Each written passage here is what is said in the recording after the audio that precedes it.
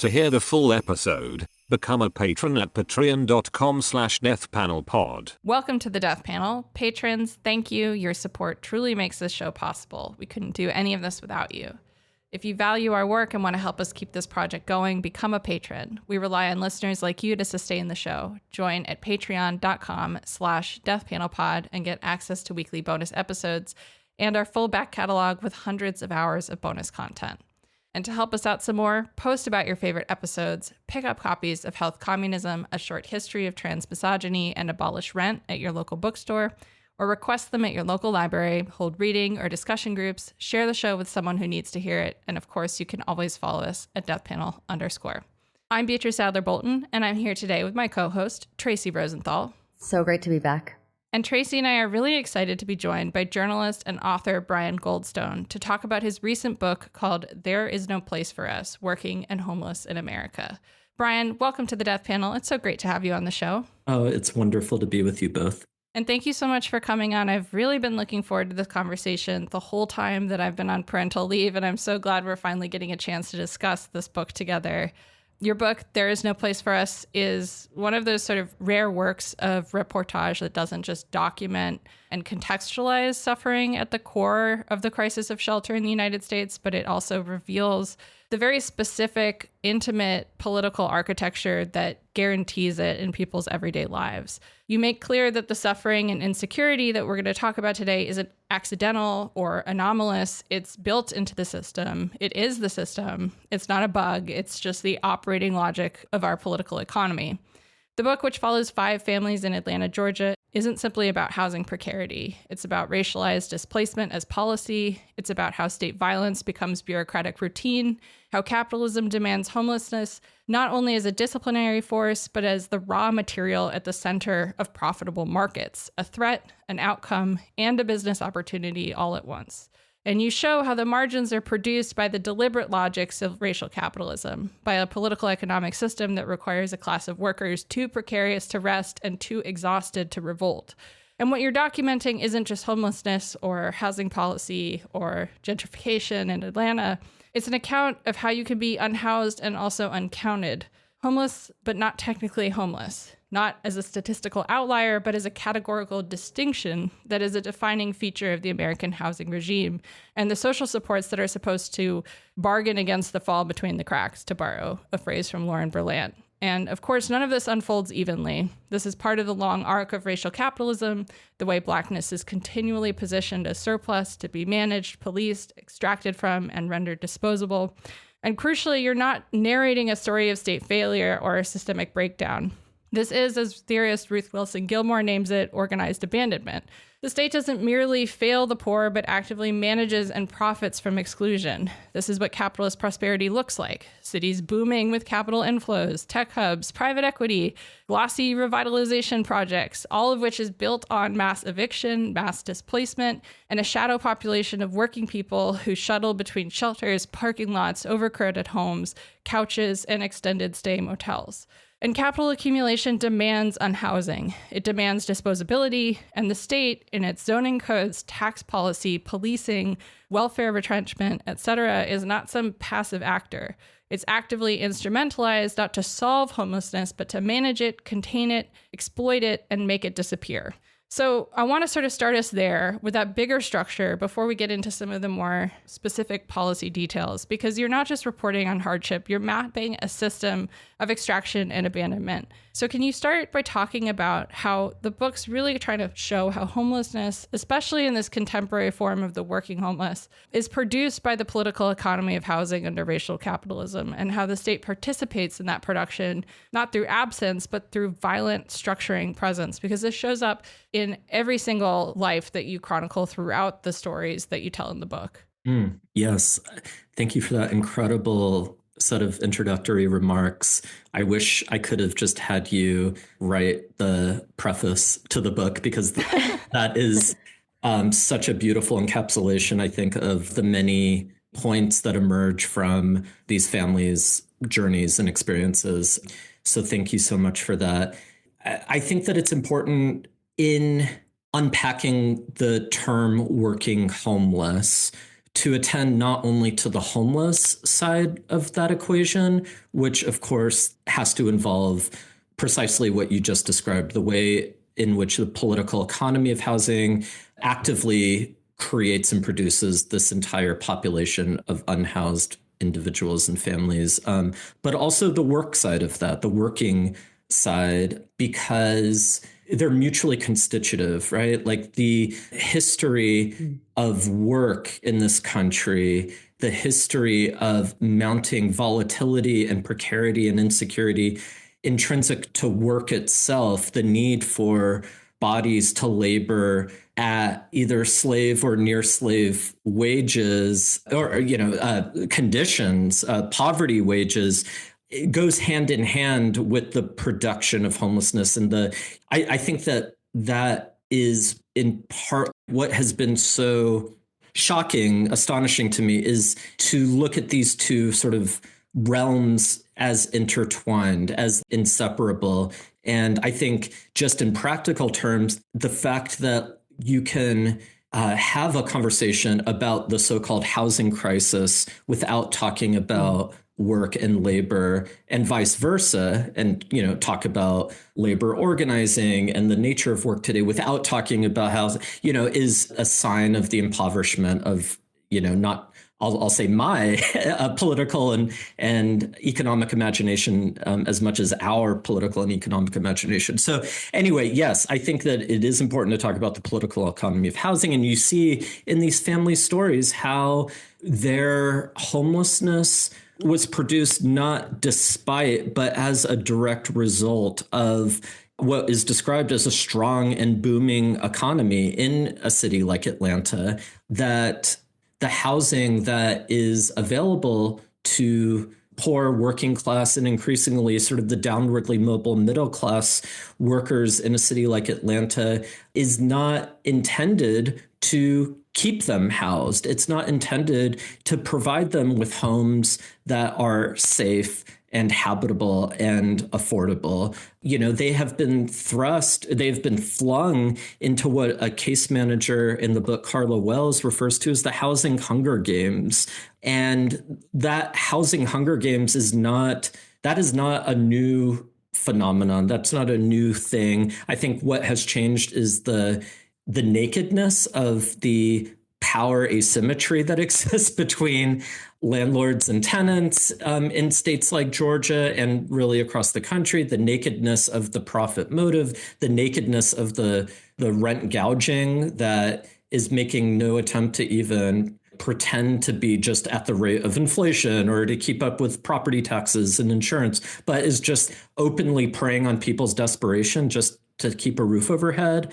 And I think that the refrain that these families hear over and over again is, if you don't like it, you're welcome to go somewhere else. If you don't like the slum conditions that you're being forced to inhabit despite keeping up with your rent or trying to keep up with your rent, if you don't like those conditions, you're welcome to go somewhere else, knowing that there is nowhere else for them to go. If once they've been pushed into homelessness and they're forced into these extended stay hotels, which hopefully we'll get a chance to delve into, because the world of extended stay hotels is such a key site in the sort of ecosystem of the sort of new American homelessness. And once they are pushed into these extremely exploitative, extremely predatory sites, they hear that refrain again. If you don't like it, you're welcome to go somewhere else. There is nowhere else to go except perhaps the street. And they're hearing the same thing in their jobs. If you don't like this shitty job where you not only are the wages too low, but where you don't know how many hours you're going to be getting from one week to the next. You don't know when you're going to be scheduled, which prevents you from being able to schedule childcare.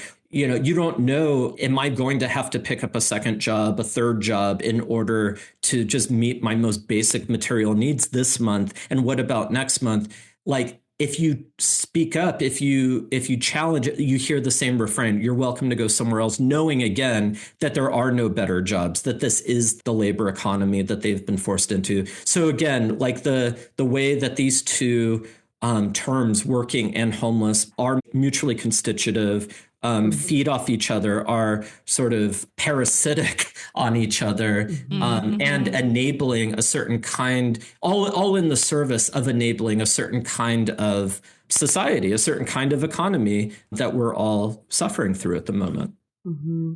Yeah, I mean, I wonder if you might give us an example. You've spent part of what's so compelling about this book is that all of these really incisive and accurate portrayals of how the political economy of housing, how the political economy of labor work together to produce homelessness, how the state, rather than shore up the social safety net to provide for people's welfare, is actively collaborating with those industries, capitalizing on people's desperation. And you do this through the stories of, 5 families that you follow for over 5 years. And I think Brit might be a really beautiful example specifically of how the state has engineered, instead of providing housing, providing subsidies to landlords through an explicitly disciplinary process, right? Like that the Section 8 system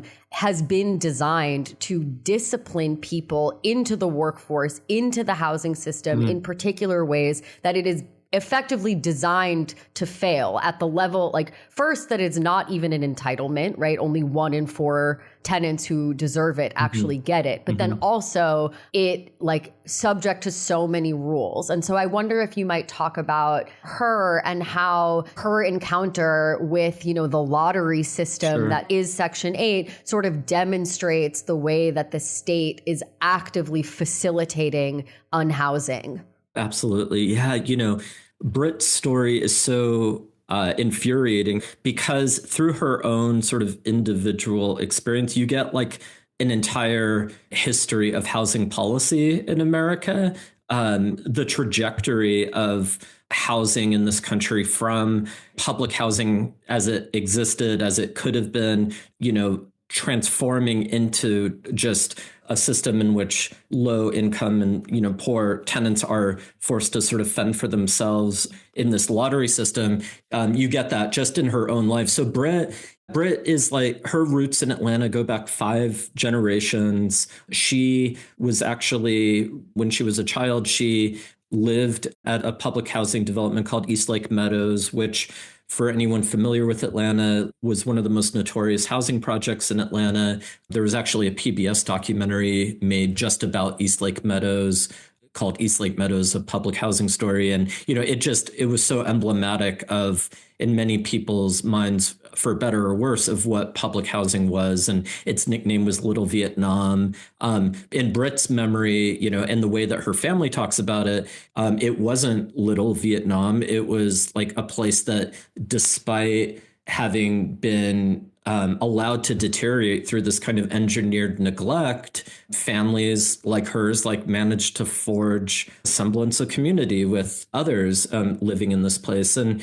eventually East Lake Meadows is torn down to make way for a mixed income development where only a tiny fraction of those who had been living at East Lake Meadows were allowed to return. The rest were displaced. And that happened to Brit and her mom and her siblings. They were displaced. And eventually they were able to get into another public housing development called Bowen Homes, another really well-known development. And when Bowen Homes was torn down, because Atlanta was the first city in the country to build public housing. Techwood Homes was the first public housing project in the country during the 30s under, sort of New Deal progressivism. And it was only intended for white families, white working class families. In fact, the founder of Chick-fil-A, the founder and original owner of Chick-fil-A grew up in Techwood Homes. They had an orchestra, a newspaper, they had really nice, lovely conditions. beginning in the 60s, when public housing became majority Black and majority poor, because home ownership was being subsidized and incentivized in the suburbs for white families, the same families who many of whom had been living in public housing. That's the point at which all the funding, in a city like Atlanta and across the country for public housing was gutted. And that's when Britt's own family, like her great-grandmother, actually great-great-grandmother and great-grandmother, moved into public housing. So at the point that Bowen Homes in Britt's childhood is torn down, because Atlanta then becomes the first city in the country to demolish all its public housing, having been the first to build it, it became the first to begin demolishing it in favor of this kind of neoliberal experiment in the government getting out of the housing business directly and trying to convince private landlords to take these housing vouchers instead. Britt and her family became homeless. So Britt actually experienced homelessness as a child. Her and her mom ended up bouncing around at different motels and with relatives. And Britt, as she became an adult and had her own children, she was determined to, on the one hand, never put her own kids through what she had been through, but also she just, despite the evidence of what was happening all around her and what her friends and relatives and coworkers were experiencing, she was determined to make Atlanta her home, to build a life for herself and her kids in the city. And Britt loves the new Atlanta. Britt loves the fact that Atlanta has undergone this much celebrated renaissance, this transformation of its urban core. She has none of the kind of nostalgia for the old Atlanta that her, relatives have, this kind of nostalgia for the gritty Atlanta. She loves the boutique hotels and just all the sort of recognizable markers of a sort of revitalized, in quotes, gentrified Atlanta. And she's determined to make a home here. And the key to her making a home here, she realizes, getting a voucher, getting a housing voucher. And so when the book opens, she has 2 years earlier won the lottery, and we can maybe signal the fact that this essential need for a place to live, that the word lottery would even be used in relation to that need, tells us something very important about housing in this country. But she, 2 years earlier, wins the lottery to enter into, to get on the voucher waiting list.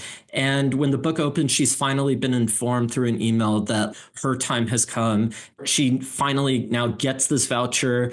And as her story progresses, she is searching for a landlord who will take it, because if she doesn't find someone in time, she will lose the voucher. And she gets an extension. And when that deadline passes, she still can't find a single fucking landlord in this entire city to take her voucher.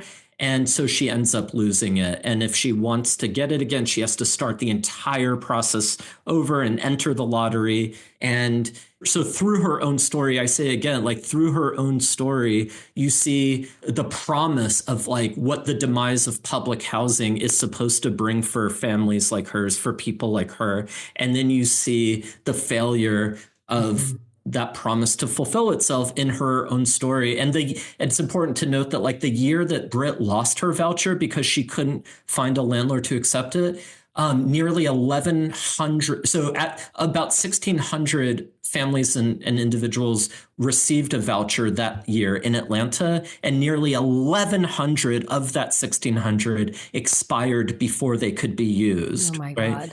And yeah. And so this goes beyond a prejudice against voucher holders, in the space of talking about the voucher system, in order to avoid talking about how a private market has been tasked with providing for people's housing needs. In order to avoid talking about that, some well-intentioned people in the housing space, they prefer to talk about discrimination and the stigma attached to housing vouchers. And that's all true. But what my reporting shows is that it wasn't just that. It was the fact that these landlords, in a quote, hot rental market, it is not financially beneficial for them to take a voucher holder because they won't be able to jack the rents up as much as they want. They won't be able to force people to live in conditions without passing safety inspections and so forth. So that is the reason why those 1,100 vouchers expired, because we have basically said, hopefully this private market will accept this. And if they don't, like, too bad for families like Brits. Mm-hmm. I mean, I feel like, you do such an amazing job of revealing homelessness as this product of collaboration between the state and real estate. And so to think about that side of the picture, right? Like the profiteers off of people's precarity, off of people's misery, it really seems like at every moment in the book, like at every stage of people's precarity, there is a new form of predation, a new industry ready and able and prepared to capitalize on people's desperation. And I think, I heard you quote James Baldwin in an interview about, how very expensive it is to be poor. But then you also reveal the other side of how enriching this exploitation can be. And I think that another character that you wrote about, Celeste, who her story really demonstrates those many techniques that landlords, private equity companies, private equity owned extended stay motels that prey on people and are able to make a killing doing it. And I wonder if you might talk about that side of predation, the profit motive, but also like more broadly.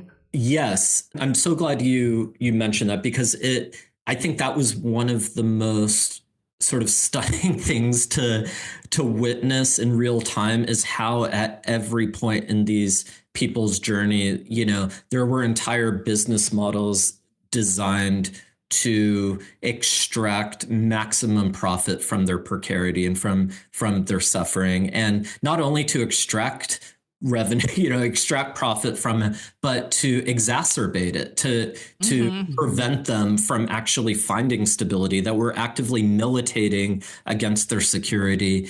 And so Celeste's story, I think, really acutely demonstrates that pattern where, so like her story begins in this really dramatic way. It begins with her rental house burning down. She is like driving home from work one day. She's just picked her kids up from school and her neighbor calls frantic, like, get back here. Your house is on fire. And by the time she gets back, like, the house is destroyed. And the only possessions that she and her children have at that point, because everything has been lost in the fire, are like a couple of loads of dirty laundry that Celeste threw in her Dodge Durango that morning, intending to go to the laundromat after work, and whatever the kids had in their backpacks at school. So like they lose everything. But I think it's important to emphasize that, like, it wasn't the house burning down that pushed her family into homelessness. It was the fact that this rental home was owned by a private equity firm called the Prager Group. They own tens of thousands of rental properties across Georgia and across the South. And, after her home burned down, Celeste asked if she could transfer to another rental property in their kind of portfolio. And she was told that in order to do that, in order to, quote, break her lease on this house that had just burned down, she would need to not only pay that current month's rent, because the fire had happened at the beginning of the month and she hadn't yet paid her rent. She would need to pay not only that month's rent, but an additional month as well. And she would lose her security deposit. And Celeste hung up in disgust. And then she found out months later, after what she hoped and thought would be like a brief housing search turned into this protracted nightmare of trying to find another place to live, because the ground had shifted under her feet, because rents had risen by like 65% just in like a 2-year period, because Atlanta, in the midst of this much celebrated renaissance, had lost roughly 200,000 affordable housing units. Because of these changed conditions in the rental market, it turned into this protracted search. And by the time she finally found an apartment that was affordable, and the leasing agent like prayed with her before she applied, and she thought, okay, me and my kids are going to be in a home by this time next month. She's then told by that same leasing agent a few days later that she's been denied because of the eviction on her record. And what had happened is the Prager Group filed an eviction on her when she refused to pay that rent and the next month's rent after the fire. And because in Georgia, you don't have to be notified of an eviction in person, the sheriff was able to carry out what's called a tack and mail eviction. And when she went to a burned down house, to a burned down house, when she opened the mailbox in the burned down house, when she later pieced together what had happened, and she opened the mailbox on this house that still hadn't been repaired from the fire, the sheriff had written on the eviction notice, served to fire damaged property. Oh my and God. And when she went to the courthouse to find out, like, how could this eviction have gone through without her knowing, she was told that in her absence, because she hadn't shown up in court, because again, Georgia doesn't require that tenants even be notified that an eviction has been filed against her. A default judgment was handed down. This 3-digit number, this credit score that has come to determine whether millions of people in this country have access to something as basic as a place to live. This 3-digit number had been tanked. Her credit was tanked with this eviction on her record. And yeah, so like the same, I say all of that because the same, fucking infuriating. The same like system, the same, to return to that phrase, political economy of housing that allows first like people's homes to be bought up en masse by actors and institutions that have no material interest in keeping people housed. Because that was allowed to happen, because her landlord was this private equity firm, she was pushed into homelessness. And then where does she go once she and her kids have nowhere else to go? She goes to an extended stay hotel. At that time, there wasn't a single family homeless shelter in DeKalb County. There still isn't today. And so in the absence of family shelters, and we could talk about how even when family shelters exist, because that is something that emerges in Celeste's story later on, they are not places that people can actually go. But in the absence of shelters, what have emerged are these de facto homeless shelters, which are extremely profitable commercial homeless shelters in effect, called extended stay hotels. And that's where Celeste and her kids end up, at this place called Efficiency Lodge. And what is truly perverse, what is truly mind-blowing, is that the same actors, the same private equity firms, Wall Street investors, institutional investors who are buying up vast swaths of America's rental housing. And I believe, I just got a report the other day that 10% of America's rental housing stock is now in the hands of private equity firms. The same actors that are buying up this rental housing and making it increasingly impossible to remain housed are the same ones who are now buying up the very sites and spaces where people are forced into. To hear the full episode, become a patron at patreon.com/deathpanelpod. You'll get access to this and the rest of our catalog of patron-only episodes, and be the first to get a new patron episode every Monday when it drops. With love, the Death Panel.